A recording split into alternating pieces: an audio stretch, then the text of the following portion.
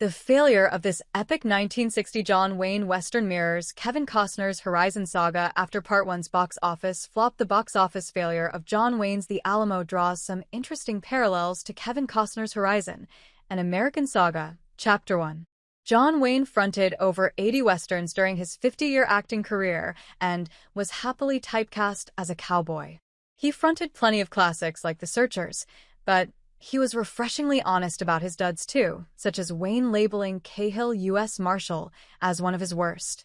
Wayne directed several movies too, with the 1960s The Alamo being the most ambiguous by far. The Alamo was a project Wayne had developed for years, and he walked away from an earlier movie on the subject titled The Last Command due to creative disagreements. He envisioned the Battle of the Alamo as a true American epic, with the film being shot in 70mm and the original version running over 200 minutes in length. The Alamo would prove one of the biggest bombs of John Wayne's career, with the Western grossing less than its hefty $12 million budget. The Alamo was John Wayne's ultimate passion project. Wayne was known for his intense patriotism, often injecting his own politics into his work.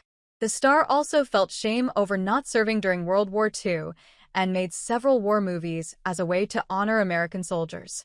The Alamo was Wayne's biggest passion project and the film he put the most of himself into. Wayne reportedly invested over $1.5 million of his money into the production, which would amount to around $16 million in 2025, via Federal Reserve Bank of Minneapolis. Wayne didn't trust anyone else to bring the Alamo to life and decided to direct it himself. Given the sheer scale of the production, the star initially planned to act in the more minor role of Sam Houston. However, investors insisted he take on a lead role to give the film a stronger chance at the box office, so Wayne played Davy Crockett instead. Richard Boone, the co-star of Wayne's most violent Western Big Jake, took the role of Houston. Reviews for The Alamo were decidedly mixed, with critics admiring the sheer scale of Wayne's movie but critiquing its length and blatant historical inaccuracies. Richard Widmark, Lawrence Harvey, and former teen idol Frankie Avalon filled out the rest of the Alamo's ensemble. The production shot for 4 months, with Wayne having an elaborate replica of the Alamo built in Texas. This site later became a tourist attraction. Reviews were decidedly mixed. It sits at 52% on Rotten Tomatoes, with critics admiring the sheer scale of Wayne's movie but critiquing its length, blatant historical inaccuracies, and self-indulgent speeches. How the Alamo bombed. Despite making a ton of money, the Alamo wound up making almost $8 million by the numbers, becoming the 10th highest grosser of 1960. This haul would have been impressive by the standard of most westerns from this era, but considering the Alamo's budget was $12 million, the film was still a bomb. In the long run, the western's failure didn't impact Wayne's career, and he continued to work steadily until his final film, The Shootist, in 1976. It may have cost him money, but it's unlikely he regretted the historical epic, with the actor stating of the Alamo, via X/John Wayne Official, "This picture is America. I hope that seeing the Battle of the Alamo will remind Americans that liberty and freedom don't come cheap.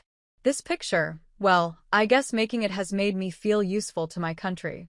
Since he had remortgaged his home to help finance his passion project, Wayne later took several high-paying gigs in the aftermath of the Alamo's performance, including a well-paid guest appearance in The Longest Day. It didn't take long for the star to work off his debts, though he tellingly never took such a gamble on another project again. Kevin Costner's Horizon mirrors John Wayne's quest to make the Alamo. Looking back on Wayne's commitment to the Alamo, it's wild to note the similarities between it and Kevin Costner's Horizon movie Saga. In both cases, Wayne and Costner spent many years planning to bring their Western epics to life and only trusted themselves to direct. Wayne and Costner dipped into their own fortunes to produce their movies, with Costner said to have invested around $38 million into the Horizon series so far. Costner also cast himself in the lead after actors like Chris Hemsworth showed interest. More than anything, The Alamo and Horizon mirror each other with their creators' single-minded determination to bring them to life. Neither was willing to compromise on how they saw their films, and both were willing to lose large sums of money to retain creative control. Costner had numerous chances to make Horizon in the past, having previously turned down an offer to make it as the budget was $5 million short of his vision. Unfortunately, another parallel between them is their financial performances. Both The Alamo and Horizon, an American Saga, Chapter 1 were unambiguous flops at the box office, with the latter's performance seeing the planned release of Chapter 2 being delayed. That said, Chapter 1 has been a huge success on streaming, which should help Costner with his aim to make the final two Horizons a reality. Kevin Costner has yet to complete his Horizon Saga release date for Horizon, an American Saga. Chapter 2 has yet to be set, while early reviews from film festivals being mixed. Still, there is a growing fanbase for Costner's Western epic, and they will undoubtedly find second lives on streaming and home media. Still, there is a real chance the star will never see his wish of making 4 Horizons come true. They are expensive, old-fashioned, and R-rated westerns, which are a tough sell in a modern entertainment landscape. At least for Wayne, he saw his ambition to bring the Alamo to life and settled for one extra-long movie. Costner's ambitions extend well beyond that, and while he might be rich, self-financing 2 further sequels is beyond even his wallet. With Chapter 1 being such a hit on Netflix and Max, there is a chance a streamer will step up to finance the final 2 entries. Another question is whether they will get the theatrical pushes that Costner wants. If nothing else, Costner can take comfort in the fact he got 2 Horizon movies made against the odds. People mocked Wayne and Costner for their, admittedly expensive, efforts to bring the Alamo and Horizon to life. While neither is perfect, they at the very least have an earnestness and soul that most big-budget projects don't.